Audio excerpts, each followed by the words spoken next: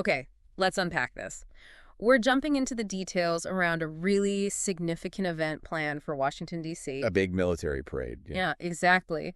And it's tied to a major Army anniversary, but it also lands on a former president's birthday, which the sources you shared really highlight. Right.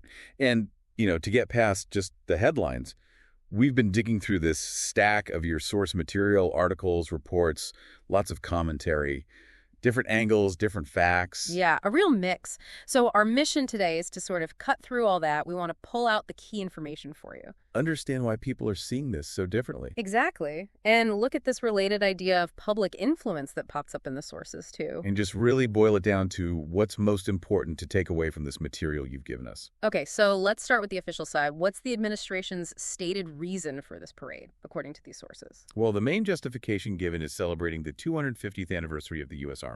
Okay, 250 years. Yeah, founded June 14th, 1775. So the parade date, June 14th, 2025, lines up perfectly with that historic date. And the sources mentioned the Army was already planning something for the anniversary. Right. They apparently had a broader festival in the works for almost 2 years, and this parade element was sort of added onto that later planning. That timing, though, June 14th, it's also former President Trump's 79th birthday. It is. And the Army officials, the sources are clear on this, they say they will not be officially recognizing his birthday during the event. But not everyone sees it that way. No. There's a quote from one Republican senator saying it's great celebrating President Trump's birthday, and I think it's great celebrating the military. So, officially it's the Army, but that other layer is definitely there in the reporting. Interesting. So beyond the anniversary date, what other reasons or defenses are offered for such a big display? Army Secretary Dan Driscoll, according to one source, called it an amazing opportunity.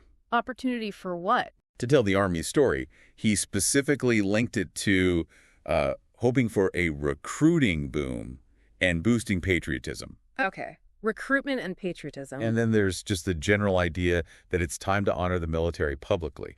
Some Republicans, even those planning to skip, apparently supported the idea of celebrating the forces, saying it hasn't happened recently. And the cost. That's come up a lot in the sources. How do proponents justify that? Well, President Trump himself is quoted addressing the cost directly. He called it a bargain. A bargain? Really? Yeah, bargain compared to its value, which he tied explicitly to showing off military might. The greatest missiles, submarines, Army tanks, weapons in the world, that kind of thing. The sources also mention historical precedent, don't they? That's right. They point out this isn't the first time. D.C. has seen military parades before. Inaugurations. Inaugurations, yeah, and that big Gulf War victory parade back in '91. So there's precedent they can point to. Okay. And the official White House line, what's their statement emphasize? According to the sources, the spokesperson said President Trump is looking forward to a historic crowd joining officials and thousands of patriotic Americans. So the focus is celebration. Yeah, celebrating 250 years of honor, courage, and sacrifice by our United States military. The official narrative is really focused on the Army's history and national pride. Okay, so that paints the picture from the administration's perspective, the arguments for it that we found in the sources. Right. But let's flip to the other side now, because the criticisms reported are, well, pretty widespread and sharp. What are the main concerns coming through in the material? Yeah, this is where the sources really show that contrast. Cost is definitely a big one for critics. We heard the bargain argument, but what's the actual estimate? The range given is somewhere between $25 million and $45 million. That's a lot. It is. And beyond just that number, there's this major worry about potential damage to D.C. streets. Damage from the parade vehicles. From the really heavy stuff, like the M1A1 Abrams tanks. They weigh over 60 tons each. 60 tons. Wow. Yeah, so the sources quote, people worried the streets just can't handle that without getting torn up. Is the Army planning anything for that? They are. The plan reported is using steel plates on the roads, using rubber track pads on the tanks, and they've committed to paying for any repairs needed. But the potential extra cost is still a concern for critics? Absolutely. There's a quote from one Republican representative specifically balking at a potential $100 million total cost, if you factor in major repairs. And he linked that to the whole debate about cutting the federal budget. Okay, I can see the issue. Putting 60-ton tanks on city streets, that image seems to feed directly into another major criticism found in the sources, the comparisons to authoritarian regimes. It does. And this isn't subtle in the sources. It's really explicit. Yeah. Critics are directly comparing this parade to ones you see in, say, North Korea or Russia or China. Or associated with specific leaders. Yeah, leaders like Saddam Hussein or Kim Jong-il. The argument presented in the sources is that these massive military shows are typically used by authoritarian leaders. For what purpose? To project strength, maybe intimidate rivals, or even their own people, consolidate power. The sources argue that's not really something you see in healthy democracies. Any specific quotes on that? California Governor Gavin Newsom is quoted calling it a vulgar display, just as other failed dictators have done in the past. Another source talks about it adding to the trappings of authoritarianism. And there's an interesting point raised in one source, the idea that sometimes these parades are about creating an illusion of power, or maybe they even come from a place of insecurity. That's a really interesting take from the source is not strength, but maybe the appearance of it, or even weakness. Yeah. Another thing the sources really pick up on is the reaction from Republican lawmakers, or maybe the lack of reaction. Right. This is a key finding. A survey mentioned found that most GOP lawmakers, asked 43 out of 50, were planning to skip the parade. 43 out of 50, that's huge. What reasons did they give? The sources list a bunch of reasons. The Paris Air Show, wedding anniversaries, personal birthdays, just needing to go home. So scheduling conflicts mostly. That's what's stated.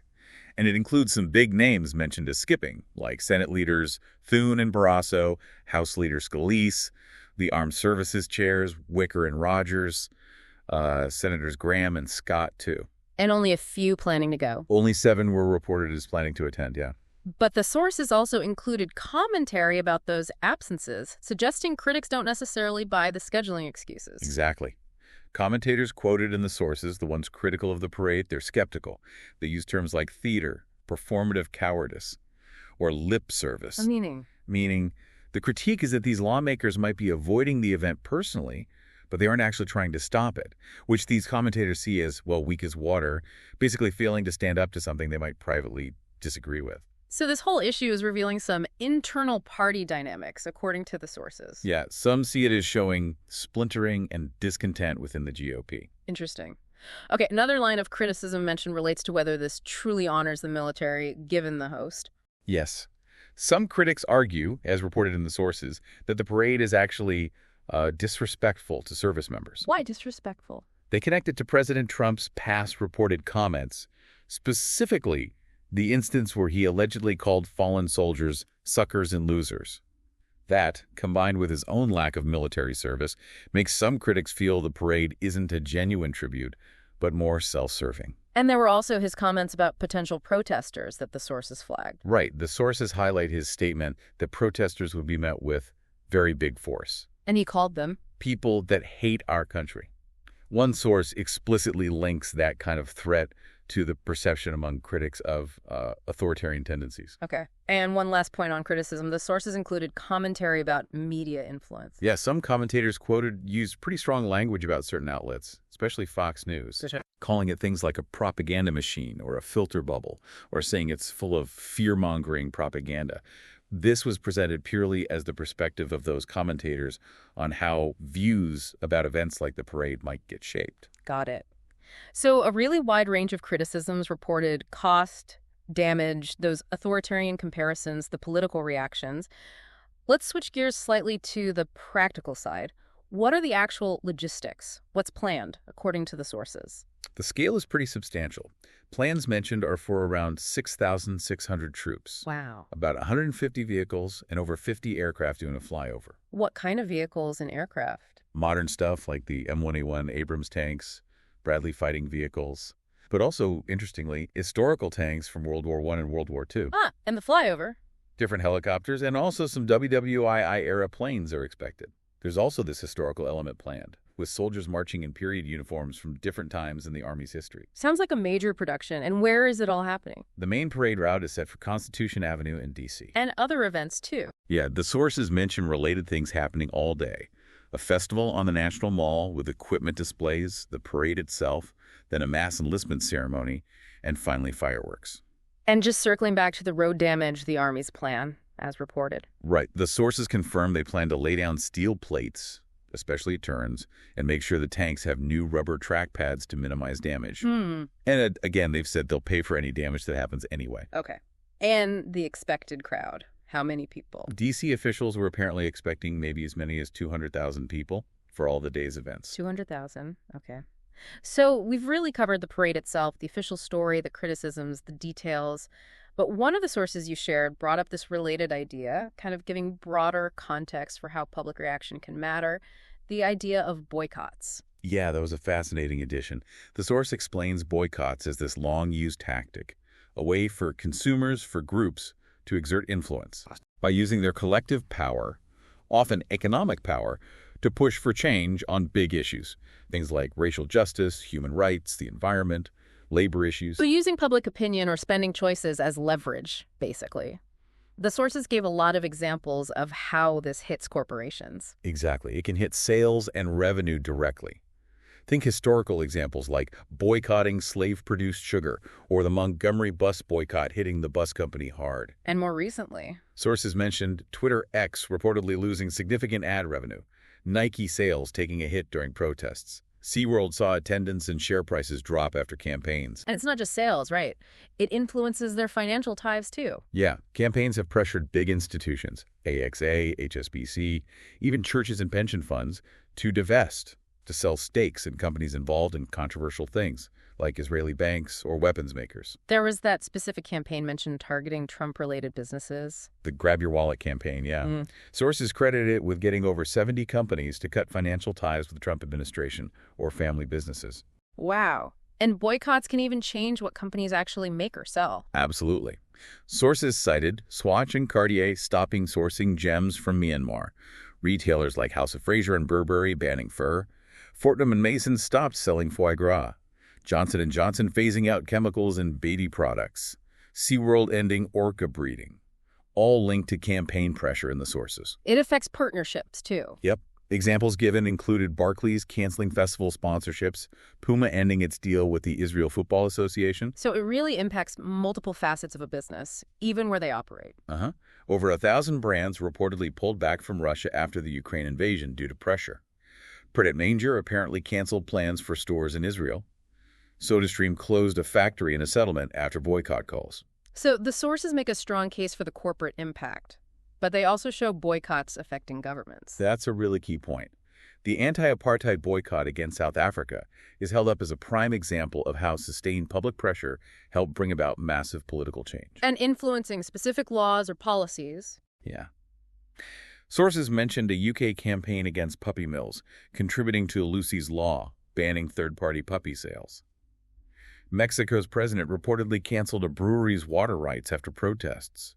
The Sultan of Brunei stated the death penalty for gay sex wouldn't be imposed after a boycott of his hotels. A UK government LGBT conference was canceled after organizations boycotted. It's quite a range of impacts, but the sources also added some nuance, didn't they? They did. Yeah. They made the point that companies rarely come out and say, we did this because of the boycott. And success isn't always total or can take a really long time. But overall? Overall, the history laid out in the sources shows pretty clearly that public action, especially organized campaigns like boycotts, can be a powerful force. It can pressure companies. It can influence governments. And you can definitely see the connection, can't you? The public debate around this parade, the criticisms, even lawmakers skipping, maybe not formal boycotts, but it relates to that broader theme from the sources about public sentiment trying to exert influence, trying to shape the narrative. It really does. It highlights how public response can become a force, even if it's not called a boycott. That history just provides the context for how collective feeling can potentially shift things, whether it's corporate behavior or political events. So stepping back from this deep dive into your sources, we've covered quite a bit.